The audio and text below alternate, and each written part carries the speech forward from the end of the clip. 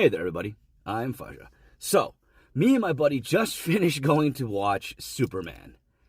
And I just wanted to give my 2 cents in this short little video about it, but I'm going to do a much more in-depth review on YouTube.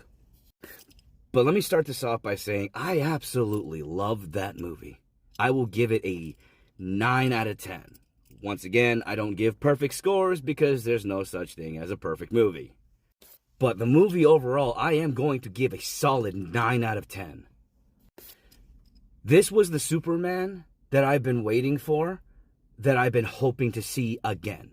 The Superman that was showcased in movies such as Christopher Reeve's Superman or Smallville.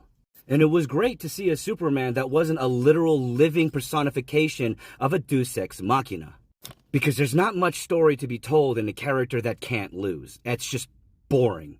Which is why, in all honesty, I've not been a fan of Superman for the longest of times. My love for Superman died in the early 2000s after Justice League Unlimited ended. And that's because even in that era, Superman at the very least, even though was a literal living personification of a deus ex machina, he was also a living personification of kindness. And that was the only draw that Superman still had left during that period. But this Superman is much more relatable as a character, as a being that is wanting to do better, despite their origins, despite the fact that they don't feel like they necessarily have a place in this world. Even so, they put it on their own shoulders to make this world better.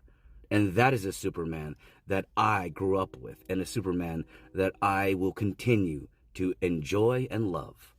Not a Superman that's out there for everybody that wants to make versus battles and is just a giant dick swinging contest, which is so freaking boring. So I personally applaud David Cornsweet for doing an amazing job portraying Superman. The Superman that honestly personified what that character truly was meant to be. The Superman that was a symbol of hope to all. A symbol of hope and kindness in the face of unadulterated, completely biased evil. And made more so believable by the fact that they face a struggle. Not a struggle of power or a struggle against some evil, but a struggle of self. A struggle to find definition, which is something that we could all relate to. Not only in Superman, but in Lex Luthor as well. But that is my little short review. I'm going to do a much more in-depth review in a YouTube video that is much longer.